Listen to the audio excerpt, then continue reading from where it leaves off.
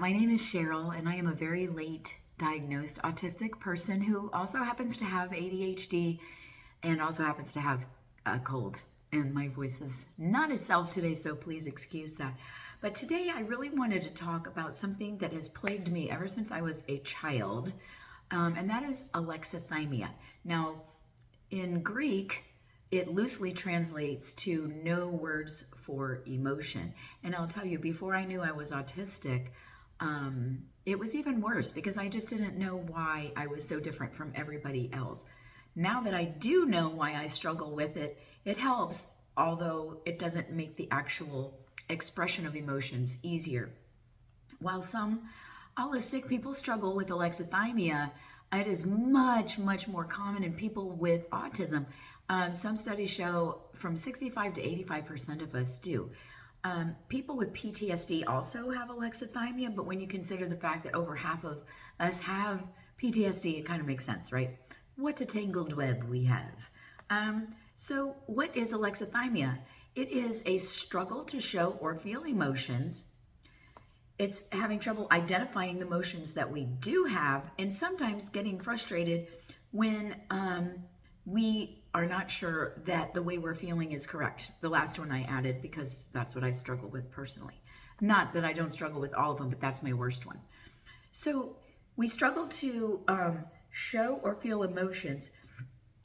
So it's not that we don't feel them, it's just that we don't know how to put them into words. For example, I usually don't know whether or not I'm getting my point across until I see how someone else reacts. And if they don't respond in a way that I'm expecting based on how I'm feeling, then I know I didn't get my point across. And I can get so frustrated with that because I feel like I said it clearly, but obviously I'm not. And then I don't know. I don't know if I need to say it louder or say it in a different way or say it, more strenuously. So it can be quite frustrating. The second one that I mentioned is having trouble identifying, understanding, and describing emotions. So sometimes we really don't know how we feel. We know we should feel a certain way because everybody around us is looking like they're feeling a certain way. But we're just kind of frozen because we don't know how we're supposed to feel. And sometimes that's because of a slow processing thing, right? And we're sitting there thinking, oh my gosh, how am I supposed to feel about this?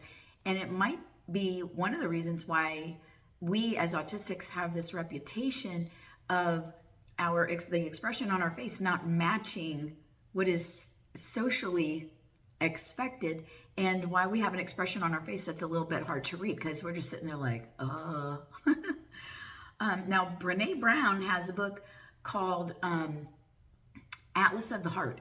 She says it's hard for us to communicate if we don't have the words. And she has listed so many emotion words and puts a very specific meaning to each of them. I loved reading that book because I've had emotions, many emotions, obviously, that I didn't know how to put into words. And that book is really helpful. And my sister the other night told me about a feeling wheel, which I had never heard of before, but it's color-coded.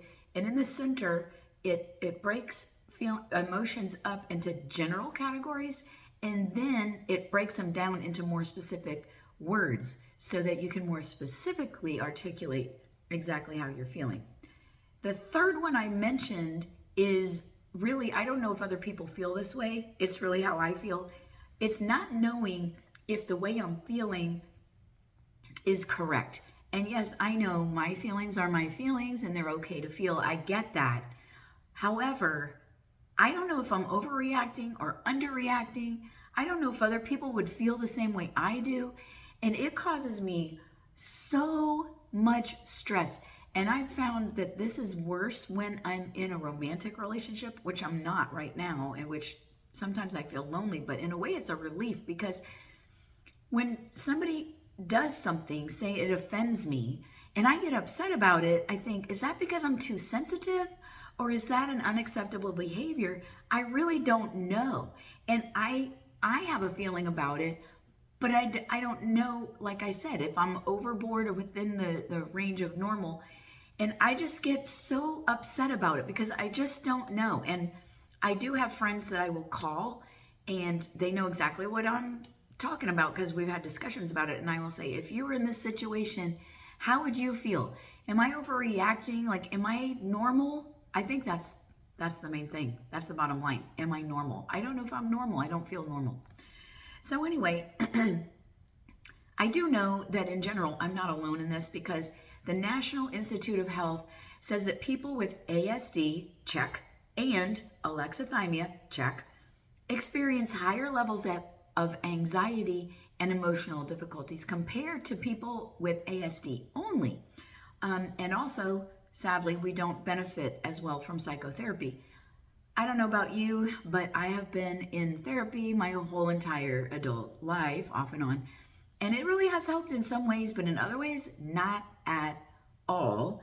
And what really has helped, which is kind of ironic they mentioned this, is targeted interventions with mindfulness, and also, like I mentioned before, training and identifying and communicating feelings. So, whew, man, that was hard to say with a rough throat. But anyway, please let me know what your experiences with alexithymia are and what your biggest struggles are, because I think that we can support each other and help each other in that way. I learned so much from your comments, and thank you so much for watching. I hope you have a wonderful rest of your day.